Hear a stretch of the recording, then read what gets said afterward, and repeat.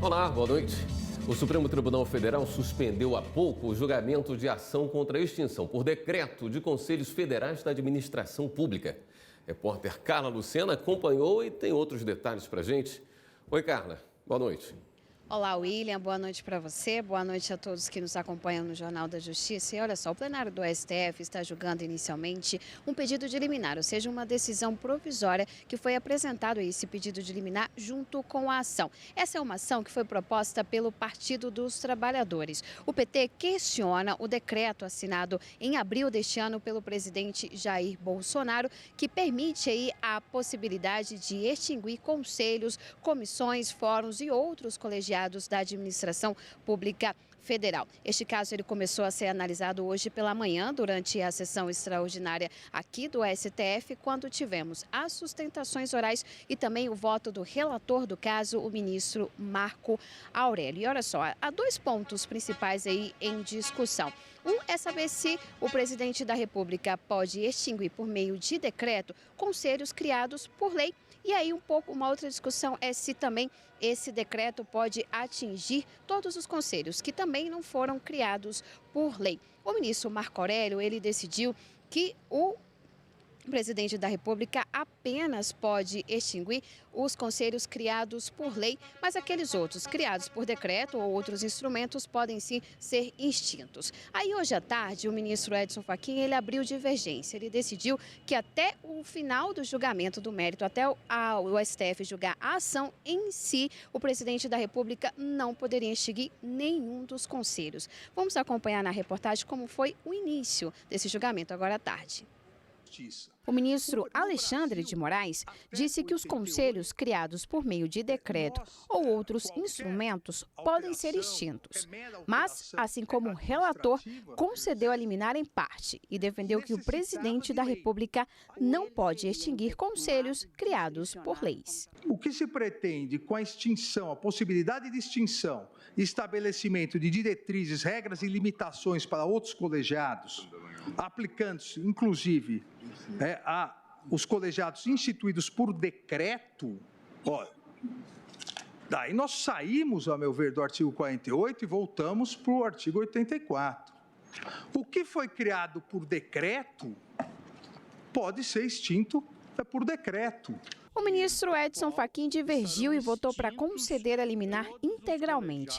Para ele, o decreto não deixou claro quais conselhos seriam extintos e ainda poderia alcançar colegiados importantes ligados à defesa de direitos fundamentais, o que significaria um retrocesso.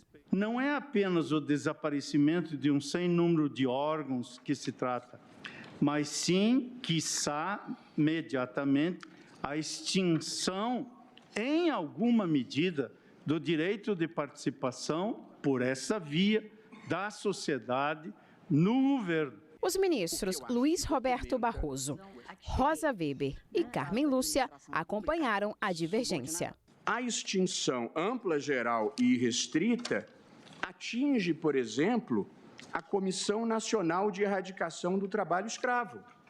Bom, o trabalho escravo, bem sabe a ministra Rosa Weber, que conhece o tema profundamente, é um problema brasileiro que ainda existe. Há um efeito colateral neste decreto que eu até quero crer que não estivesse na intenção do governo, mas ele ocorre e acho que cabe a nós evitá-lo. Uma democracia constitucional conformada pelo ideal de compartilhamento de poder e responsabilidade entre as mais diversas instituições, entre os poderes da República e os atores sociais, a participação social é fundamento da cidadania e, por conseguinte, elemento estruturante dos processos decisórios formalizados pelos poderes.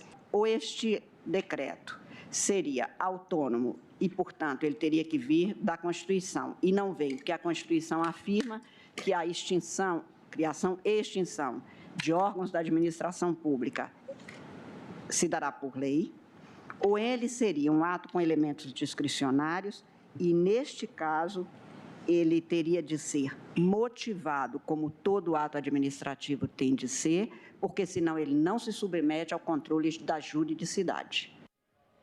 Bom, e depois desses votos, votaram mais 3 ministros. Os ministros Ricardo Lewandowski e Luiz Fux votaram para restringir, neste momento, apenas a extinção dos conselhos criados por meio de lei. Já o decano, o ministro Celso de Mello, ele votou para suspender, neste momento, a extinção de qualquer conselho, seja criado por lei ou por outro mecanismo. E olha só, aí o julgamento foi suspenso porque o presidente do STF, o ministro Dias Toffoli, pediu vista e disse que vai trazer o caso novamente amanhã, quando também teremos o voto do ministro Gilmar Mendes. E aí nós teremos até o momento, só para a gente dizer um placar, tá? 5-4, 5 ministros votando para extinguir para a possibilidade de não se extinguir nenhum conselho e 4 ministros votando para a possibilidade de não se extinguir aqueles criados por lei. E amanhã teremos, então, possivelmente um resultado e aí ficará decidido a liminar. Isso porque a discussão deste caso ainda vai voltar para o plenário do STF